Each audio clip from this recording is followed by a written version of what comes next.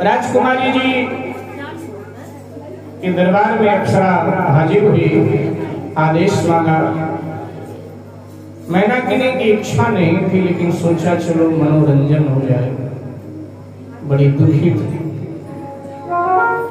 स्वाभाविक है किसी नारी को पति विछड़न की बात पता चल जाए तो स्वाभाविक रूप से कितनी वेदना होती, दुखी हो। आदेश दिया, नाच रंग प्रारंभ हुआ।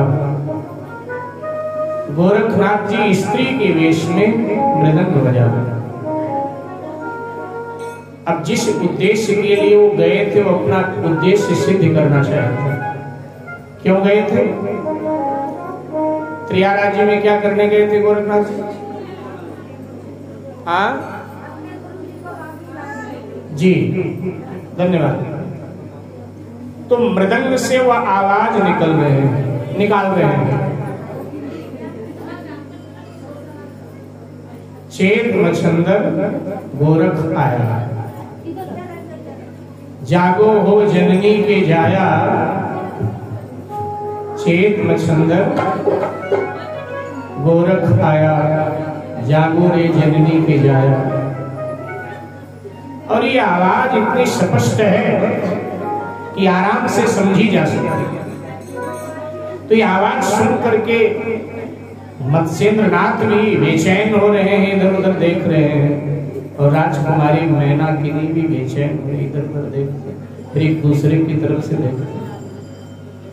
और मैनाकिनी को लगा कि जो हनुमान जी ने स्वप्न में बताया है कि गोरखनाथ आ रहा है, यही गोरखनाथ है स्त्री के वेश में। स्त्री नहीं है, स्त्री के वेश में गोरखनाथ। स्वादेश दिया अपनी सहचरियों को,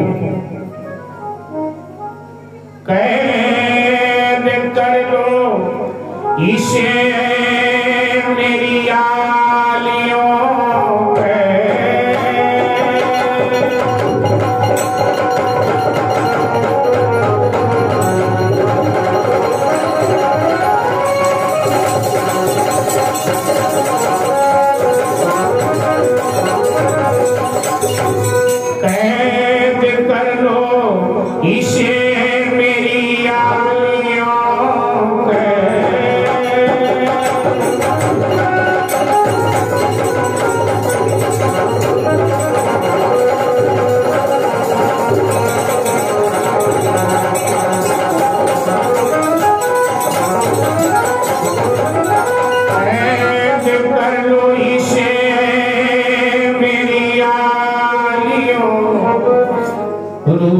को है बदल करके आया, यहाँ है बना जो है वादक मृदंग का, क्या पता किस लिए और जाए।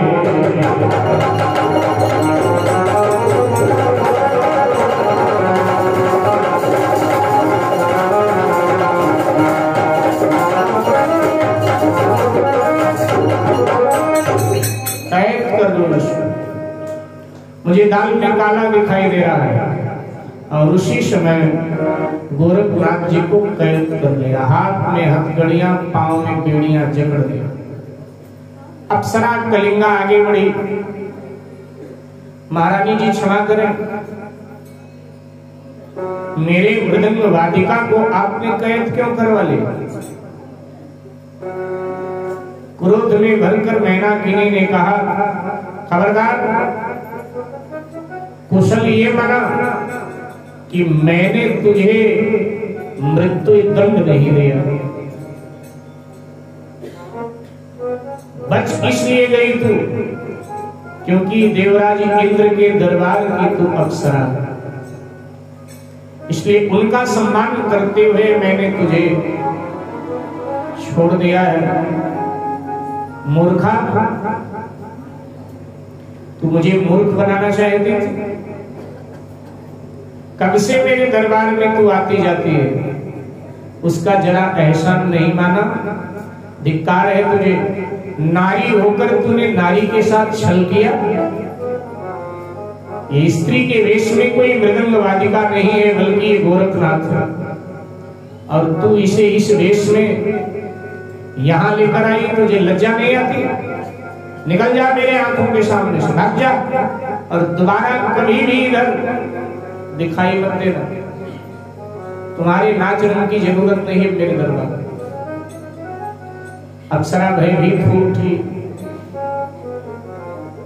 भयभीत अप्सरा अन्य अप्सराओं को अपने साथ लेकर के जेट विमान में बैठी और विमान स्वर्ग की ओर उड़ा। अप्सरा खैर मनाने लगी। जान बची तो लाखों पाए, लौट के बुद्धू घर को आए। अपनी तो जान बची। अप्सरा कलिंगा अन्य अप्सराओं को संग लेकर चली गई। और आप बीती गोरख, अब आप बीती देवराज इंद्र से कहा। इधर दरबार विसर्जित कर दिया गया। अगले दिन प्रातः काल नित्य कर्म से फारिग होकर मत्स्येंद्रनाथ मैनाकिनी विराजित हुए सिंहासन पर। तब कहा सहचरियों से कि गोरखनाथ को कारागार से निकालकर प्रस्तुत करो। शाम प्रस्तुत किया गया। पूछा राजकुमारी मैनाकिनी ने, स्त्री वेश में कौन है तू? सत्य सत्य बता। गोरखनाथ जी ने कहा कि गुरु अपन तो रमता जोगी राम, अपन तो